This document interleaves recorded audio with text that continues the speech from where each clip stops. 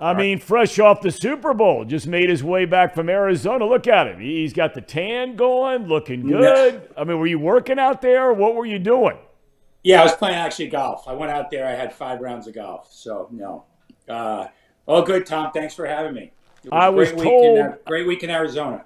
Jolly, he goes by watching our show on a regular basis. Your good friend and mine, Jake Jolivet, told me to ask you about losing some kind of a tennis match. Is that what he said to Greg Olson, your lead analyst? Is that right or wrong?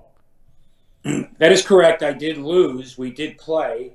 I'm anxious to play him again, but we had a great match, which was it was Christmas Eve, the Philly-Dallas game. A lot of smack talk. We had been building this event for months, and I had played a lot as a kid, and I won't kind of bore you with the whole story, but he picked it up about a year and a half ago. He was playing with a pro, 2-3 times a week, so he's been playing, and I didn't care about the age difference. I didn't care that he was a professional athlete. I wanted to just beat the crap out of him. I mean, that's the bottom line. So it was fun. We had a great. He did beat me though, so I'm excited for a rematch.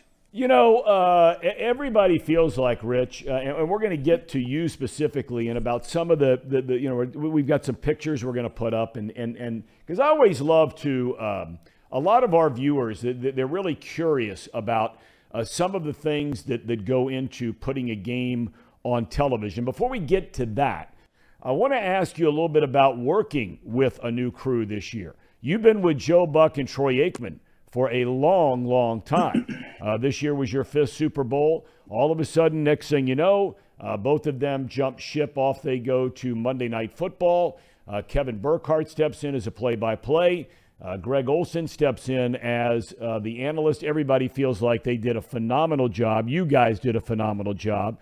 But what was that like initially working with a new team? What are some of the things out there that people like me who are just sitting at home watching a game wouldn't know about working with new guys? Well, I'll tell you, and listen, Joe and Troy were terrific. I mean, working with them for whatever it was, 13, 14 years, they were great. With Kevin and Greg, I think the biggest thing, first of all, it's been a seamless transition. They've been terrific. They really have. The biggest thing was to get to know them as guys. I knew Kevin a little bit, hadn't worked with him. I knew Greg just met him a couple of times. And I just really want to get to know them as guys before that first preseason game that we did, in August, or before the first time we went to the NFL seminar we saw them. So we spent a little time together. And they've just been really terrific, Thom. I can't tell you enough. They're just excited. Greg, you keep forgetting that he's only 2 years out of the league, and he works hard. Kevin the same way. Their relationship amongst each other is really authentic. It's been pretty well documented. They've known each other since Kevin was calling high school games with Greg. But I think just to get to know them as people and how we do things and some of the things maybe that they like and that maybe could evolve as the weeks and each game, moved on. I think that was really important. And also how Greg sees the game. It's exciting for me to learn from all these analysts and how we could deploy cameras and how Greg wants to, analyze the game, how he sees the game. Troy might have been one way, Greg, maybe another way a little bit. So, it's been a seamless transition. They've been terrific, and it's been a fun year.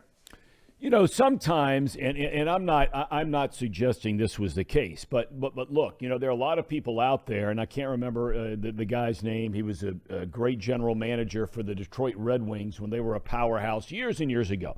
And he used to say all the time, look, after about 10, 12 years, it's time for a new voice in the room as a leader.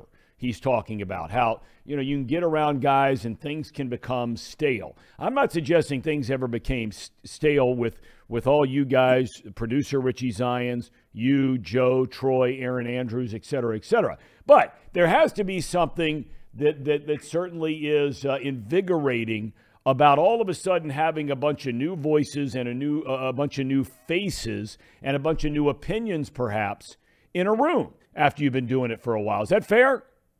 Yeah, no, listen, I mean, obviously, listen, no one thought Joe and Troy, wouldn't be with us for the next, 5, 6, 7, 8 years. I mean, I had no idea. But having said that, I think once Kevin and Greg joined, I mean, yeah, there's a sense of excitement. I mean, there's a certain sense of invigoration just by how they do things, how they see Sure. things. So, absolutely. I mean, the newness of it sometimes is good. I mean, and I think they were excited as well. So and listen, they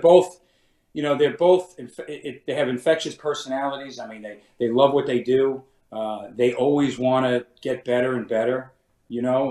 Which is great. Greg's always looking. How can he get better? How can he do things? Same thing with Kevin as well, from their standpoint. So sure, I think there was a sense of excitement at the beginning, and I think it seemed to go real well, and it just the transition was seamless, and I think it was almost like this is our first year working together. But I can honestly say, and I think with Aaron and Thom and Richie, and it's like we've been working together for a lot more years. All right, I want to go way back now. You were a great athlete, great lacrosse player at Penn State, and I love lacrosse. I know you scored 10 goals in a game, and with my son being a goalie, that must have been a shitty goalie if you scored 10 goals in a game. I mean, was he led around by a dog, or how did that work? Thom, let me tell you, I don't really like to talk about it that much, but it happened 1983, April 12th, okay, against Montclair State, as I was coming around the cage, and it was against a Montclair State team, but they were on our schedule. I mean, I can't control who we play, so it's great. No, I know your kids are, really into lacrosse. I think it's tremendous. It's a great sport. Yeah, but you were an athlete. I mean, you were an athlete. You love sports. Your kids play sports. You have a son playing college soccer, all that kind of thing. So you grow up and you're at Penn State. Some guys, a lot of guys want to be on the air. Were you one of those guys that wanted to be on the air, or was there something that sort of just drew you to going a different path? I'll tell you, it's a great question. Like, I knew I wanted to be in sports. Okay. Did I know I wanted to be in television? Not necessarily. I thought maybe I could work for a league. I could work for a team. And I think because of my involvement playing sports my whole life, loving sports, but I didn't really know exactly specifically which avenue I was going to go to. And then I got into TV. So that was, my first job out of college was at CBS. Matter of fact, an assistant lacrosse coach made a call on my behalf, and I had no idea what that was going to lead me to. But I knew I wanted to be in sports. And then I took some TV courses, at Penn State, but it's nothing like they have now. It was nothing like that. So I just got in, and I kind of learned the ropes. I learned the business. I kept my head down and just try to, I was fortunate when I graduated out of college in 1986. I was put on this Pat Summerall, John Madden team with Bob Stenner, Sandy Grossman. And I remember telling my parents, I said, I better not screw this up, because here I am just whatever. I was doing whatever. I was a second broadcast associate. So you were doing stuff for people that don't know that job. I mean, you are the low man on the totem pole, right? As far as the production crew is concerned, you've got the producer, you've got the director, you've got Madden and Summerall, you've got a number of other guys that would be higher up the food chain than you are. So I mean, so that first season, right out of the gate, I mean, you're with John Madden and Pat Summerall. The year before, you're watching these guys at Penn State on a Sunday do a game for CBS, right? No doubt. I mean, my first job was actually as a researcher. Was about that year working. Jim Nance was working in the studio for the College Football Report. So here I am calling schools trying to get information. There was no internet back then. There was no Google back then. And I thought it was pretty cool that, hey, I'm calling a school and then Jim's using some of the information that I'm giving him on the air. I kind of thought that was pretty cool. And then I got assigned, on the road, and I was making $50 a night. I worked for an ad agency for 10 months, which I couldn't stand. I hated, and I didn't know. And then I got this job with Pat and John. Yeah, I would just do anything. I mean, I was a second broadcast associate, whatever they needed.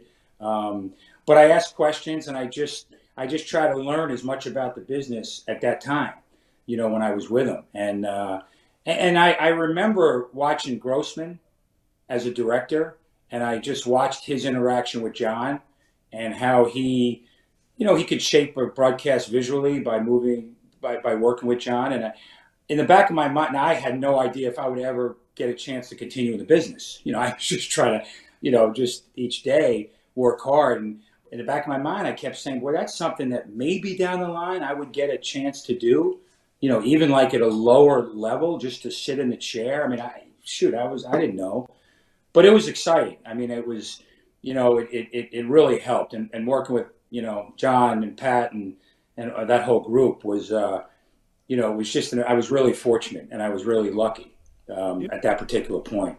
Roos, talk a little bit about John Madden, because, I had a chance to be around you. You and I have done a number of games together, and we'll sit around in meeting rooms and tell stories and share moments in our careers or our lives, whatever it might be. But, there was a group there when you were there where, correct me if I'm wrong here, in this opinion, Madden sort of took all you young guys sort of under his wing.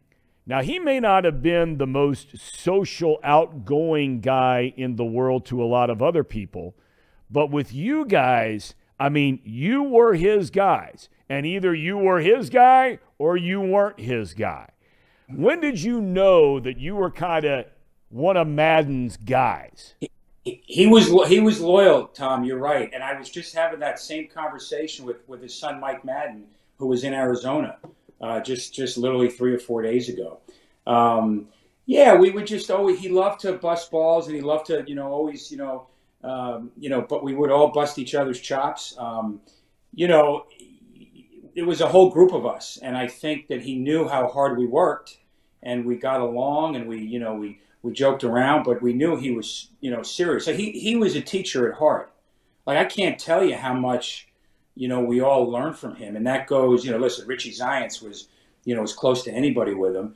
But even some of the other people that are working in on the NFL, between Mike Arnold at CBS and, between, even Fred Gaudelli later on and Drew later on in NBC. But yeah, we just, there were poker games. It was constant joke, but it was serious when it came down to football. And, the interesting thing is, he was so detailed, and he was such a perceptive person that he just knew, he just can tell he was so good with people. And he loved to teach football. He loved to teach football with all of us just in a room. It was great just being able to watch film with him and just to learn the game from his standpoint. And he really took a great interest in the young kids coming up and growing up. I mean, and that's what was really cool for me. I mean, once you're in there and once you're part of the group, I mean, it was like a blessing just being able to get a chance to work with him in that capacity.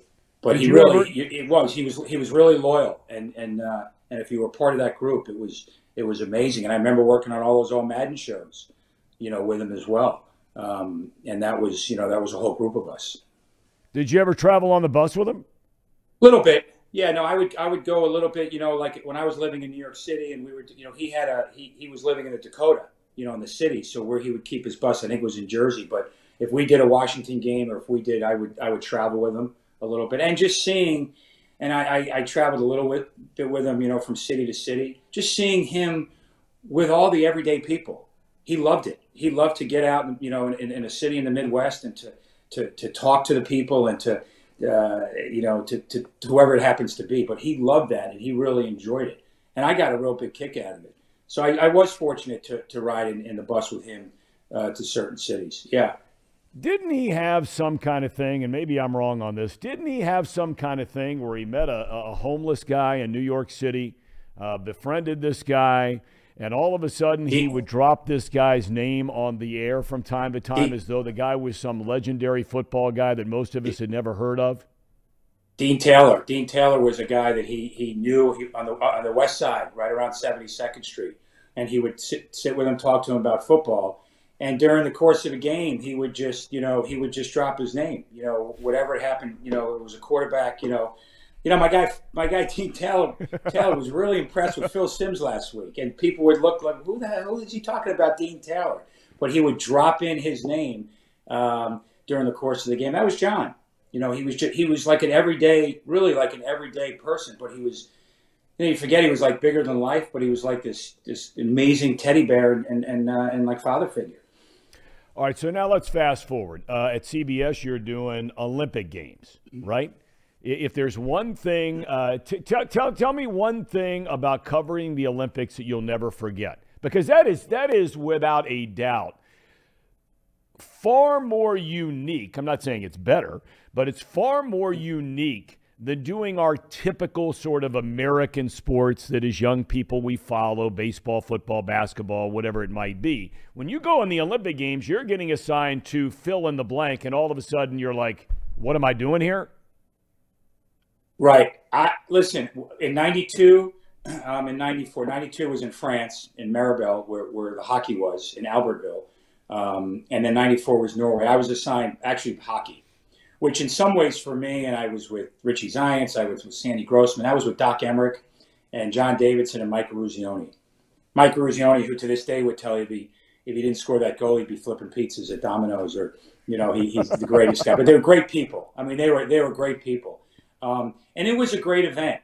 You know, it really was, you know, for us. Now, we were pretty much confined to hockey. So in some ways, we were doing a sport that we're all comfortable with and had been, you know, we all loved hockey. But just the venues, just the people, just the enormous event that it was pretty special to get to work, you know, on an Olympic game like that.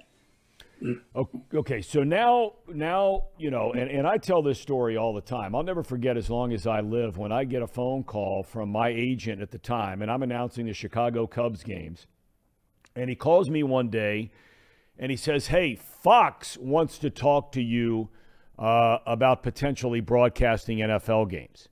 Well, it's hard to believe for people who might be watching now, especially young people, right? And they, you know, back then, the first thing I said to him, what is Fox? Right? I mean, there was no Fox. There was NBC, there was CBS, there was ABC. Maybe you had an independent station in the town you grew up in. Cable was really, you know, kicking into high gear by then. But all of a sudden, they get the rights to the NFL. You're at CBS. You guys know your rights are coming to an end. Fox hires Madden and Summerall. They hire Dick Stockton and Matt Millen, who you were very familiar with, of course, along with those other guys.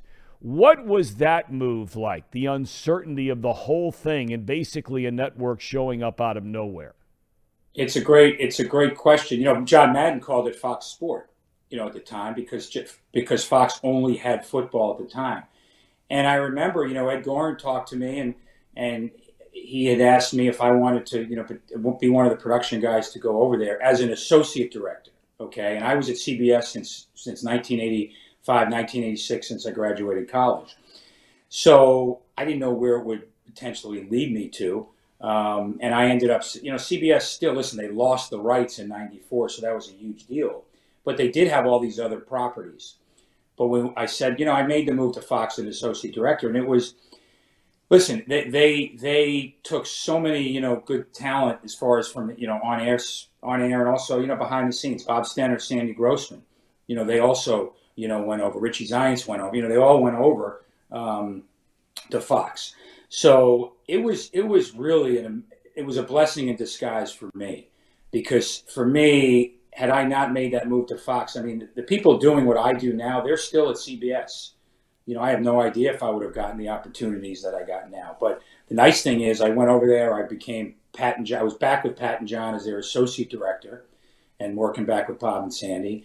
And then football became hockey. Hockey became NASCAR. NASCAR became baseball. That became, and all of a sudden then there became opportunities, you know, college football, which we had worked on together. There became opportunities that really, for young guys like me, it was like, this is, you know, pretty cool. I mean, I'm getting a chance to potentially, I didn't even know at that time I'd be able to produce or direct or get a chance, but I did. And a lot of it was because of all the different properties that they got, you know, going over to NFL Europe, you know, that was part of the Fox property. And that was just great for young guys like me to go over there. And it's the first time I ever directed, you know, first time I ever sat in a chair, but, you know, not a lot of people were watching, which was a great thing. I just learned, you know, so all those properties became more and more, and it just gave a lot of us more and more opportunities.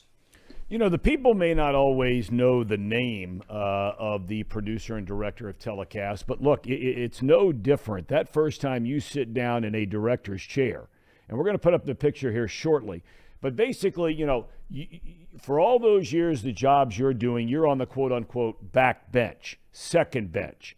And now all of a sudden, you know, you're in the front row. It's the technical director to your right. It's your producer to your left. Everybody else is now behind you, and you're the guy who's responsible now for being the director. I got to imagine, Rich, that first time you sit in there, I don't care if you had sat in a truck for 10,000 games. When all of a sudden you're the director, just like if you're the play-by-play guy doing your first, you know, NFL game, it's got to be terrifying. Yeah, listen, it's the nice thing about what I love to do, and I love to be involved in live sports. Okay, there's so many different areas of this business that you can do. But you sit down. I remember sitting down first time a 4-camera, 2-tape machine game. I had 4 cameras in front of me. Okay, so now I'm figuring out, okay, how am I going to utilize these 4 cameras? Now I was, you know, just a kid, you know, and I thought about it, and I had the opportunity, and then 4 cameras became 5 cameras, and 5 cameras became 8 cameras, and 8 cameras became 12 cameras. So it became more and more. So I think I felt myself being comfortable with that role because the ability to react, the ability to use instincts, the ability to tell a story. You know, if you're not going to be a professional athlete, in my mind, the best thing is to be in TV, because it goes back to what you were saying, being in sports, that, you know, there's a lot of people that can sit in a room and do documentaries and features, you know, better than I can, smarter than I am. But in this role, what we do to document sports, document live sports, being able to react, knowing the game. It's pretty cool, and it's pretty special. But yeah, I think, you know, you get in there in a low level game. You just try to get confident and learn and you know, learn on your own. And then you build up to more and more equipment. And then you realize, you know what, I think I can do this, you know, if I get the opportunity. But you're right. Once you're in that front row, I mean, you have to have the respect of the crew. You know, that's important, because all of a sudden you're on the back bench, or you may be a BA, you may be an AD, and, you know, you're still you're part of the entire team. But when you become a producer director, you know, you're in charge of the crew, the entire technical team, the entire technical crew. And I think that's important too. You have to have that respect factor and during the course of, you know, what you're doing. All right, I'm going to put up this picture, and I don't know if it's from a Fox game or not, but it's just to give people an idea of what this looks like. So if you can see this, Rich, if you look in the very front row, those closest to the big monitors up on a wall, you know, over to the left, you'd have the producer. To the far left in the corner, you'd have the director, and you'd have the guy who looks like a keyboard in front of him, which when you tell him to push a certain button, that is pushing a button for a particular camera where you want to take the shot. Another one could be pushing a button for a replay machine you would want. Let's start now with all those monitors. And this is where I think is the most fascinating part of your job. I've never done your job, so maybe you disagree. When you talk about trust of the crew, it is impossible for any human being. How many cameras did you have for the Super Bowl? Well, for the Super Bowl, we had 44 man cameras, 90, you know, like roughly 90, 94 total. Okay. And how many replay machines? Like 44 man cameras, which really were involved in the coverage of the game. A lot of the, you know, we had some POV cameras. Some of the cameras were specifically for the 6 to 6:30 show. But each camera goes into a replay and EVS machine, a source. So each camera has a certain responsibility based on situations, based on the assignment plan that I come up with. So each camera is being recorded into its own source. So I'm looking at the live cameras. You know, I have a plan that's in place as to what cameras should shoot based on 2 receivers, 3 receivers, 4 receivers. Richie, the producer, is looking at all the replay monitors, okay?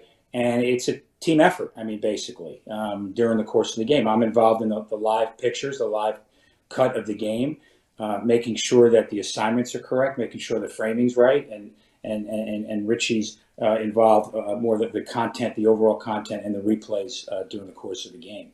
Okay, but let's go back now for a second. Okay, you know what? Forget the Super Bowl. Let's pick a regular season game you're doing at 4:30 in the afternoon. You have roughly how many cameras for that game? Roughly 20 cameras. Okay, 20 cameras, and then you get your replay machines. So I was starting to say that the most important thing, I would think, correct me if I'm wrong, has to be, you talked about the crew, the trust of these guys doing what you have planned for them to do. In other words, you can't watch every single camera. So if all of a sudden there's a picture of Patrick Mahomes on the screen, and you say, okay, camera 2, be ready, take camera 2. You got to know camera 2 is in focus. You got to know camera 2 is going to exactly what you expect to be on camera 2. Now, all of a sudden, you're making a cut, as we call it, to camera 5 or camera 17 or whatever it might be. And it's live. So if somebody screws something up, then it's screwed up. I mean, the trust factor has to be mind-boggling that you have with your crew, and starting, in this case, with the camera guys. No question. I mean, listen, we do have the best group in the business. I mean, from not just the camera guys, but in my mind, all across the board. From the replay operators, audio, video. You know, Colby, who sits to the right of me, is a technical director, and like you said, he's really the brains. I mean, he hits one wrong button, and then the viewer's going to see something wrong.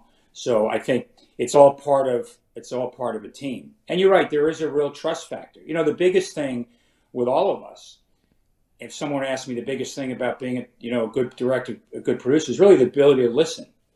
You know, to listen to the announcers, to listen and support, what you guys are saying and doing is important, and being able to react. So there's a complete trust factor in the camera operators, the men and women that work. Same thing with the EVS operators. They have to also be able to react. And listen, I'd be lying. Can you look at 50 screens at once? No. But you know your base, you know where things should be. You have assignments. So I know certain cameras might always be on a quarterback. I know certain cameras are going to be on a certain wide receiver. I know where basically to look, especially peripherally, where that is. And I'm constantly thinking ahead. I'm constantly thinking, okay, after this play, maybe we go for, we look for Reed, or we look for, Sirianni. You just got to kind of feel it out and think about what the most important picture is at that particular point in time, because it's ultimately about the viewer. And that's what we're all thinking about, up front. But yeah, there's a huge trust factor, and that's important. And guys are doing listen, at the Super Bowl, guys are handpicked because they're so good at what they do.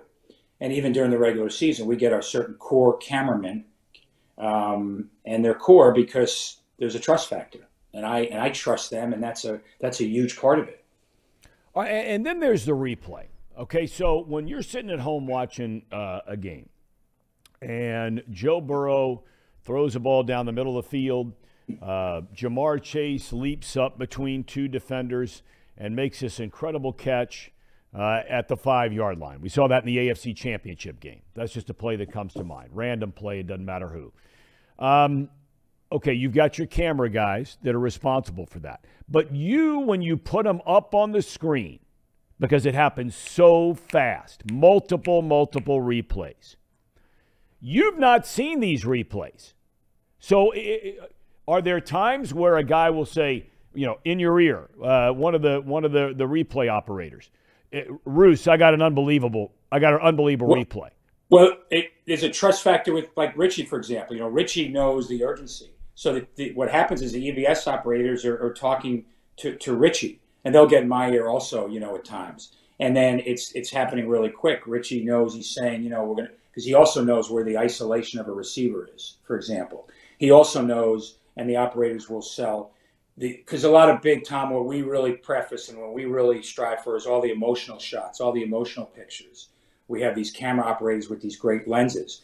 Well, a replay operator may see a grimace of a player, or may say a wink, or may see like a wink, and would get it right to Richie. Richie would get it to me. I would get it to Colby, instinctively. So that's part of the trust factors about not only the camera guys, but also the EVS operators, and just the trust factor amongst all of us. And then it's incumbent upon, me during the situation. We put the replay on the air, for example, if it's somebody's feet or inbounds or out of bounds. Well, it's ultimately about the viewer. So do we freeze the picture right at that particular moment? Do we have the picture go back and forth just to make it easier for the viewer? Okay, we had a goal line play last night early in the game, where on Sunday night. You want to freeze it on the goal line because you want to just make sure that that's the definitive look. So it's a combination of an entire team process. But then you have, and again, I know this is elementary for you, so please forgive me, but I'm trying to paint a picture here for people who just watch the games every week and marvel at the job that you guys do. Okay, so we've talked about some of that, but then you have so many other layers of responsibilities here. Okay, I mean, we're just talking about camera guys and replay guys.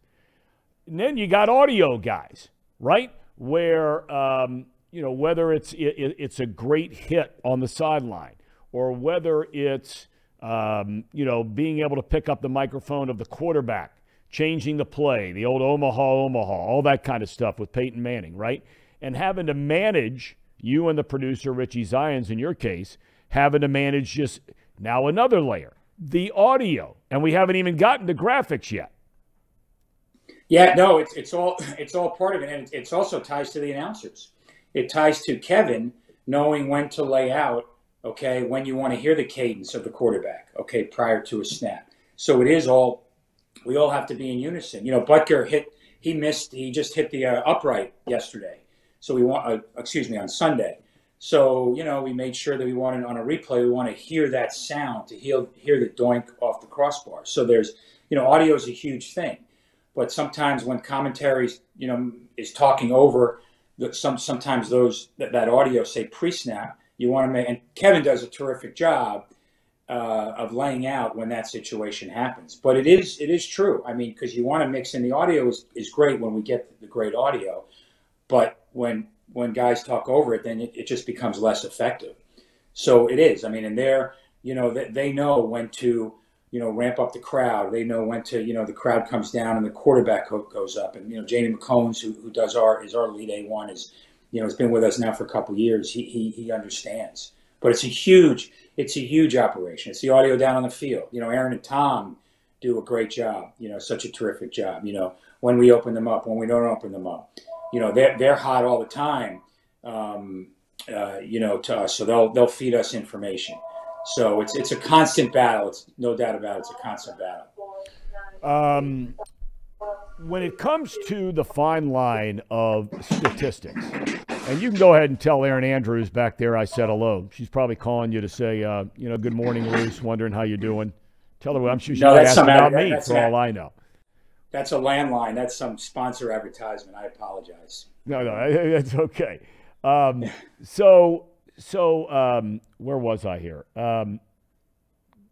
Gosh, what was I getting ready to ask you? I started thinking about the reporters. I just do a blank like a lot of other guys. About the reporters. So statistics. Every sport is being overloaded now with statistics and analytics and all this kind of thing. Do you guys have to watch yourself? Because you've got the guys back in graphics who are doing a phenomenal job, right? They're keeping stats of how many rushing yards Ezekiel Elliott has. They're keeping track of, what's a passing, Joe Burrow 22 of 27 for 315, whatever it might be. Where's the fine line of a game getting overrun with stats? Do you guys ever fight that battle inside the telecast? No question. I mean, I think, especially when you get a bigger game like this, when you get to a Super Bowl, you have to kind of pull back and you have to think more big picture. But, the best stats, in my opinion, are the in-game stats that tell a story. You could have all these pre-made stats, which are good sometimes, but you could be stats overload. And I don't think, to me, statistics are important when they really mean something and when they add value to the telecast. Not just to put up numbers, not just to put up stats, because, you're really not there to read television. Television is about pictures. Television is about commentary. And when you get that real good graphic, and listen, I came up with graphics as a BA, so it's important to me. But I think you could get to a sense of overload. And it's interesting, whenever we always, in our production meetings, which we have the night before games, if there's ever a question about a graphic, or if we're ever like debating whether what that means, or not really sure what it is, we'd immediately throw it out.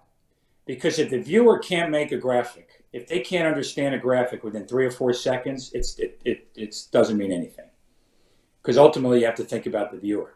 So yeah, and listen, our Casey Garland is our lead BA now. He does a great job, and in all his people. So, but you have to watch information overload, and you have to constantly think about what the biggest story is at that moment. When you're getting ready for a telecast, and it's no different than the broadcasters, you have to know the players, you have to know the numbers, you have to know their stories, who's playing well, who's not, what are the big stories going into that game, the big matchups and so forth. Correct me if I'm wrong, the director becomes closer to the analyst, whereas the producer becomes a little bit closer to the play-by-play guy. I'm not saying they don't cross over, because certainly they do. Is that a fair assessment? It's interesting. You know what, Thom? Honestly, I think, and I've heard people say the other way, to be honest with you, that sometimes I think it's just all 4 of us. It's really important all 4 of us have to be on the same page. Somebody asked me that question. I think it's just as important for the director to be on the same page as the play-by-play and analyst, and same thing with the producer. So I think and that makes a good team. That really makes a good team. So I think all 4 of us have to be on the same page, as much as we can and all the time. Whether it's stories, whether it's where maybe Kevin's going to go, whether it's how Greg wants to analyze the game, how we deploy our cameras. I think it's just a combination of all 4 of us.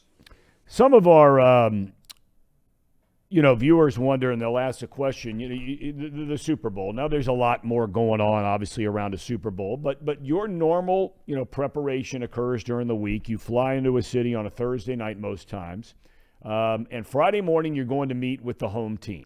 So, you're sitting down before the Super Bowl, and you're sitting in the room with Kevin Burkhardt, with Greg Olson, Aaron and Thom are in there. You and the producer, Richie Zions, and you're sitting in there as Andy Reid comes in, as Patrick Mahomes comes in.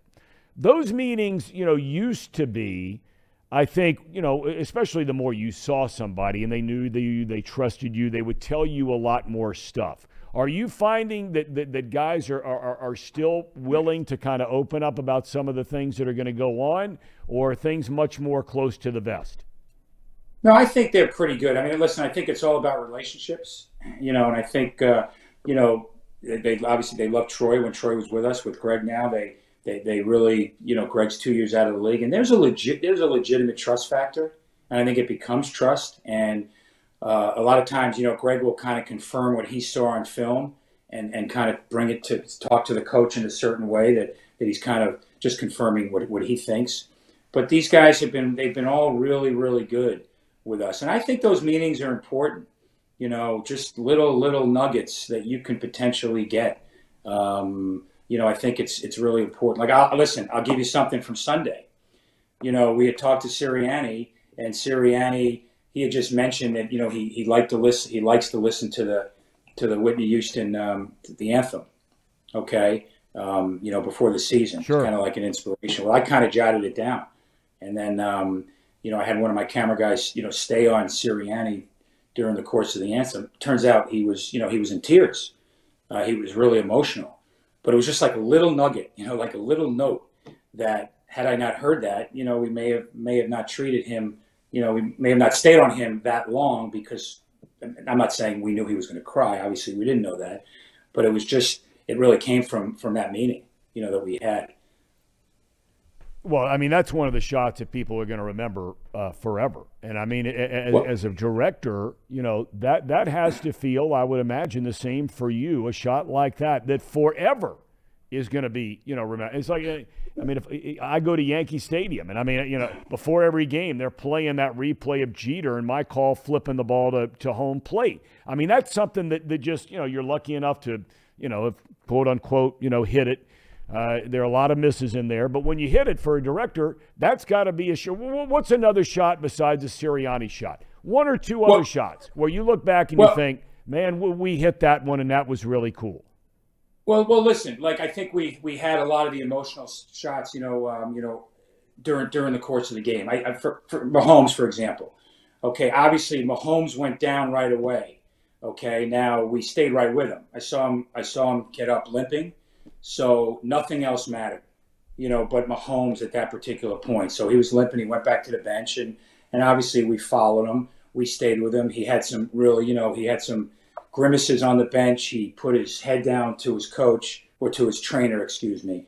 And that was something that I think told the story was really important. It was kind of obvious, but we constantly went back to it because that's all people wanted to see. When we went to half, in my mind, all people wanted to see was how was Mahomes, was he limping, leaving the field? Was he walking? Was he running? So Philly kicks a field goal, right, to make it a 10-point game. But in my mind, it was all about Mahomes at that time, and turns out he comes back in the second half and he plays really well. So it's just a question of, just being able to follow the story throughout. But I brought up the Sirianni shot, and again, I just said that because it's just things that you might be able. And again, what's said in meetings is just all confidential, But in my mind, I mean, it's after the fact now, but I just kind of jotted a note there, and one thing led to another. What's the one camera angle or camera shot? I mean, it's impossible to think that there is one.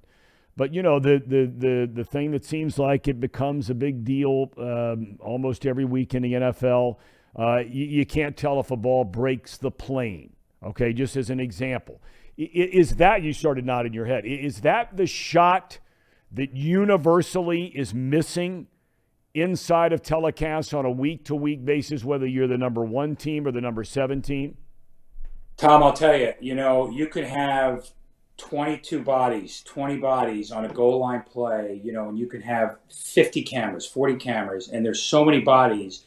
There's not a chip on the ball, and you don't have that definitive look. You always want to have that definitive look. And again, we have cameras positioned, especially you get to the bigger games, the playoffs, whether they're goal line cameras, down the line cameras, you could still have a referee in a shot. You can still have a couple of players that block the sideline, because you have bodies. So it's not a perfect science. People say to me, well, it'd be great like in tennis. They have the Hawkeye in tennis. Well, in tennis, there's a ball and a line. They're not bodies within that visual. So it's a lot harder. But yeah, I think that's a good example. I think that, that goal line, we try to have cameras as high as can be, especially in those short yardage and goal line situations, because so often, the higher you are, the better it's going to be easier to see for the viewer. But again, when you get all those bodies in there, sometimes it makes it difficult. What's the next big thing in television? I know at Fox years ago, we were flirting around with the whole 3D thing and all that sort of thing. And what do you think the next big thing, or what do you think the next big thing should be, or could be, or will be? Any of those. In the NFL? Or in just television sports. Could be a baseball game, basketball, whatever the case might be. Listen, ultimately, replay, and I'll use the NFL for example. Replay has become, I always say we want to try to bring the viewer closer to the action.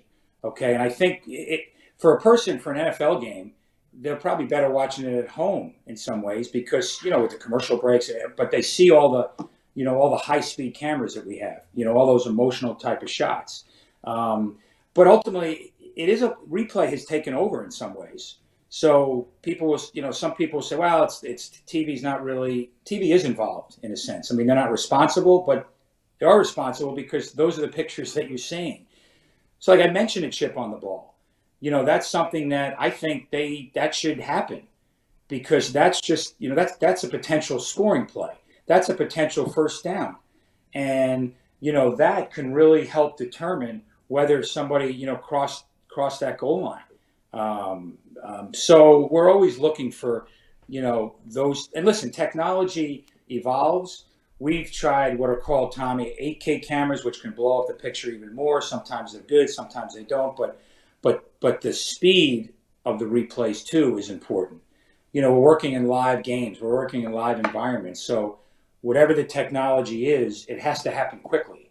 It can't be like, we'll get to, the next quarter we can get to it. It has to happen with the mindset of replay, of being able to turn that around. So, being able to blow up the video, we have these 4K cameras that has been, things happen really, really quickly, and we can get to pretty quickly, that I think it's important. So that's just, it's just an example. All right, last thing I want to ask you about as far as this goes. Everybody has embraced gambling and gaming. You have big sponsors now involved at Fox for the pregame show, in-game reads, all that kind of thing. People used to get a kick out of before gaming was a big sponsor or legal in a lot of states. We just became legal here in Ohio on January the 1st for sports gambling. But the gambling part of it, prop bets, things like that, point spreads, over-unders, things. Do you think that starts to creep its way into telecasts little by little? Listen, I'm not personally, I'm not a huge gambler, but I think the reality of it is, gambling is getting to be a bigger part of our society. Whether that creeps in, subtly. I think maybe subtly at some point. Maybe it does. I still think there are a lot of people out there that don't gamble. I mean, I do believe that. But I do think you're right with all the, the prop bets and I like a lot of these college kids now. A lot of these college kids are, they're gambling on plays. Now is that the norm? No, it's not the norm. But I don't know, in 10 years, 12 years, the leagues have always been, and rightfully so, just completely against the gambling, aspect of it. But now the reality of it is with all these companies that it's just becoming bigger and bigger in our society. So I think maybe in, years and years to come, maybe it does start creeping in a little bit in some capacity. Well, Roos, we can't thank you enough. I kept you longer than I had asked you to join us today, but I just think it's a fascinating conversation. It's always great to see your face, even if it's on a video camera, and hear your voice again. We've had a lot of good times together, and good Lord willing, many, many more down the road. Thom, thanks so much. I really enjoyed it, and thanks for having me. Really appreciate it. Tell Sally and the kids we said hello, all right, man? I will. Tell your family I said hello as well. You got it. Likewise. Great. All right, Rich Russo, okay. Director of this year's Super Bowl, kind enough to join us. That was fun stuff.